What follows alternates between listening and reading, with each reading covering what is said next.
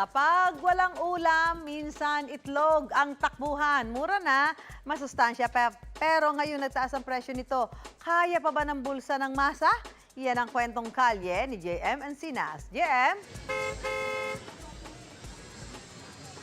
Susan, bukod sa pagtataas ng presyo ng bigas at gulay, may panibago na namang iindahin ng mga kapuso nating mamimili dahil pati ang presyo ng itlog nagmahal na rin.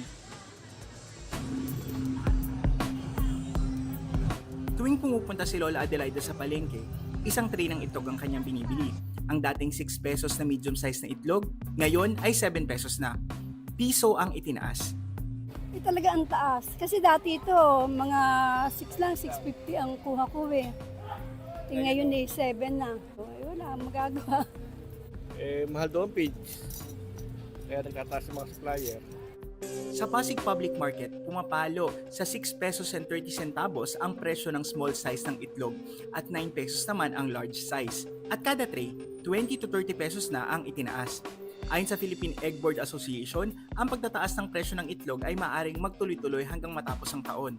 Dahil daw ito sa pagkasira ng ilang poultry farms ng bumagyo at patuloy na problema sa bird flu. Wala naman daw magawa ang mga retailer sa pamilihan kung hindi mag-adjust sa presyo dahil sa farm gate pa lang ay nagtaas na raw ito ng 20 to 30 centavos kada piraso.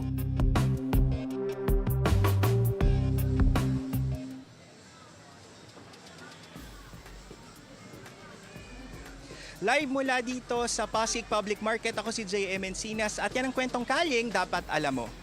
Susan? Maraming salamat, JM Encinas.